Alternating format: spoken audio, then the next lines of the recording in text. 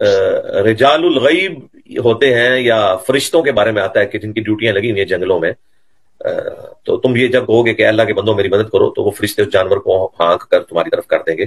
تو یہ معاملہ بالکل ڈیفرنٹ ہے. وہ تو ہم مانتے ہیں، جس طرح کہ صحیح بخاری میں حدیث ہے کہ جب کوئی آیت الکرسی پڑھ کے سوتا ہے تو ایک فرشتہ صبح تک اس کے اوپر مامور ہو جاتا ہے حفاظت کے لیے. تو یہ تو ایک بالکل ڈفرنٹ چیز ہے، لیکن اس میں بھی نہیں ہے کہ آپ نے فرشتے کو پکارنا. لیکن اگر کہیں فرشتے کی ڈیوٹی لگی ہے، نبی علیہ السلام نے کہا ہے کہ جنگلوں میں ایسے ہوتے ہیں، تو وہ جنگلوں تک رہے نا، اب شہروں تک تو نہ رہے وہاں پہ. بسم اللہ الرحمن الرحیم. یہ توحید کے علم برداروں کے کیسے نرالے انداز ہیں.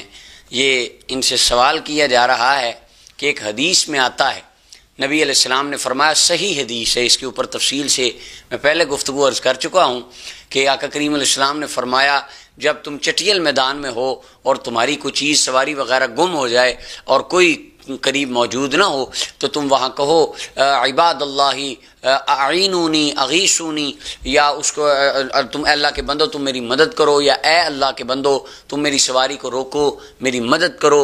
اس طرح کے الفاظ بولو تو حضور علیہ السلام نے فرمایا تمہاری سواری مل جائے گی. وہ کچھ اللہ کے بندے ہوتے ہیں، اللہ نے ان کی ڈیوٹیاں لگائی ہوئی ہوتی ہیں، وہ مدد کے لیے آ جاتے ہیں، کرتے ہیں مدد.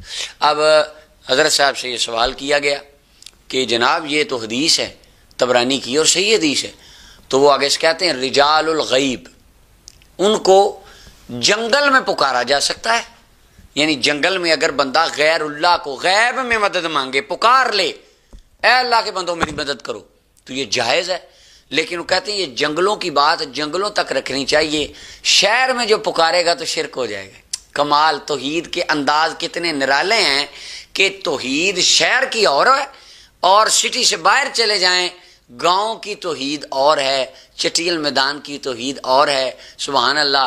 اگر آج دنیا چاند کی طرف ترقی کر رہی ہے، ہو سکتا ہے چاند پر ان کی توحید بدل جائے، مارس پہ کل کو دنیا جانے لگے تو وہاں بھی ان کی توحید بدل جائے.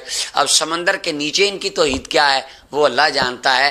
ہم نے جو توحید پڑھی ہے مانی ہے وہ پوری کائنات کے ہر گوشے میں ایک ہی ہے کہ اللہ کے جیسا کوئی نہیں. اللہ تعالیٰ کی ذات و صفات و افعال میں کسی کو شریک نہ ماننا یہ اللہ کی توحید ہے، اور یہ کبھی نہیں بدلتی. ہر ذرے میں یہی توحید ہے اور یہ کبھی نہیں بدلتی. قرآن کریم میں اللہ تعالیٰ نے ارشاد فرمایا ان الذین قالوا ربنا اللہ، وہ لوگ جنہوں نے کہا کہ ہمارا رب اللہ ہے، توحید پر وہ قائم ہو گئے، ثم استقاموا، پھر اس پر ڈٹے رہے.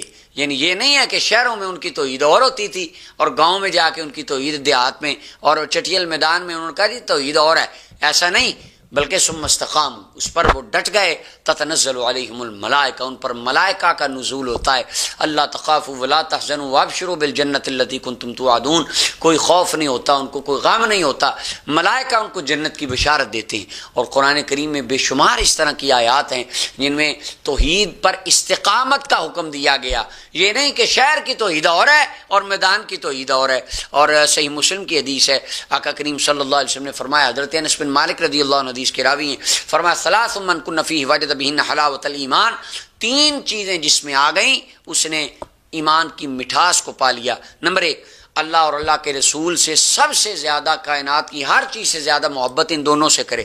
اور فرمایا دوسری چیز، جس انسان سے بھی محبت کرے اللہ کی رضا کے لیے.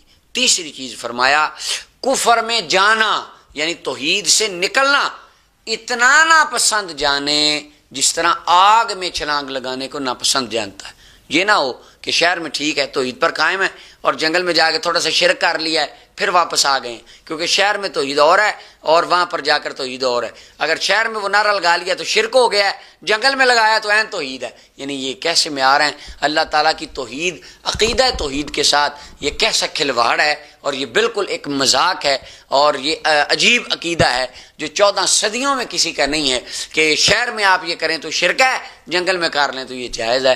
اللہ تعالیٰ ہم سب کو ہدایت عطا